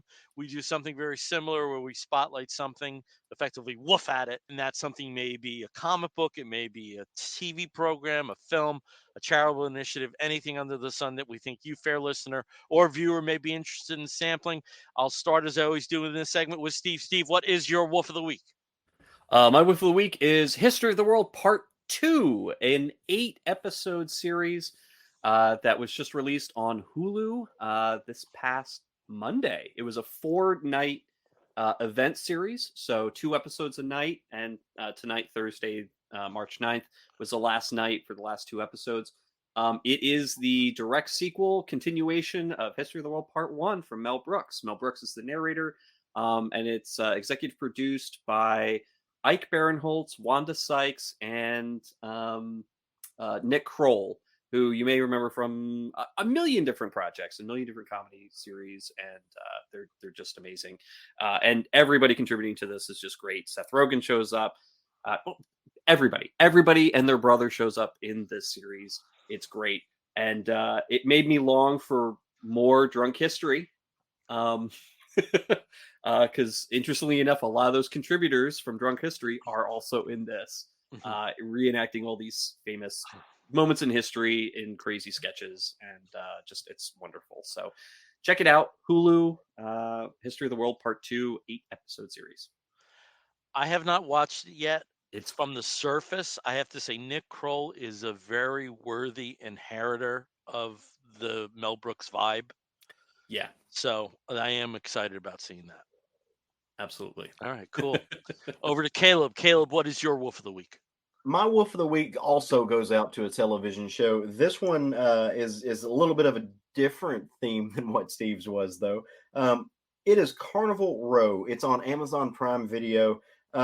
Essentially, this is a very Victorian fantasy world with lots of themes that deal with race and that deal with kind of some pre-World War One political structures in the way it's set up. As you can see from, if you're watching this from the thing we've got pulled up, it features Orlando Bloom, which is fitting considering the very fantasy nature of this. If you haven't seen season 1, essentially in this world there are people and there are fae. And the fae take different forms. There are some creatures called pucks, which have the horns as if the pucks do. There are some creatures who are Minotaur-esque. Some are just fairies. They have wings, and then you have people. Well, in this particular world, the fairy are shoved into ghettos. Like I said, very early 1900s vibe going on here. There's the new season is Rise of Communism, but mainly just really woofy Orlando Bloom, because God bless, I would do things to that man that are illegal in like 48 states. It is ridiculous. See, and I've never been an Orlando Bloom like, oh my God, it's so dreamy. I've never been that way. No. All through college, and like all of my girl friends, my lady friends have all been like, oh my God, he's the hottest man ever. Well, clearly they knew something that I did not, because he has grown into this, and he is, he's beefy. He may not be like it. There's something about him, and then also his delivery in this. He's like the most, the most gruff Cockney ever. He's just like this really, Yeah. rough, tumble, daddy type. Okay. And I'm here for it, and it's got a really great cast. Cara Duvigny, Simon McBurney, Tamsin Merchant, David Gyasi. It's got a great cast. So Yeah, all across the board, everyone does a really good job. It is really cool seeing how they depict the different political structures in this kind of Victorian era. Obviously, they're playing on themes such as England and Germany and Russia and their political dynamics and stuff. So, but it's a fun show, and apparently this is the last season of it, which makes me sad. It is both the second and the final season. Okay. Yeah. All right, we're up against the 2-hour mark, so I'll be as brief as I can with this, but I do have a lot to say from my Wolf of the Week. If you were following some of the comic book news that we didn't cover earlier in the episode, another project that's been announced is Fortune and Glory Spider-Man Turn Off the Dark, which is Brian Bendis writing about his experiences as one of the ghost writers, one of the initial writers for the Spider-Man Turn Off the Dark musical. Now, for somebody to not be credited for work on a Broadway musical is not uncommon. Think of Neil Simon. His nickname was Doc Simon because he was always brought into doctor scripts, where they weren't as funny. After Doc Simon got his hands on them, they became a little bit more in line with what the producers wanted. But the credited original writer of Spider-Man Turn Off the Dark is a gentleman named Glenn Berger. He won 2 Emmys for his work in children's television. And as I said, he was the credited writer for Spider-Man Turn Off the Dark in its initial stages. When I say initial stages, this is a show that had a preview period of 182 preview performances, which is unheard of.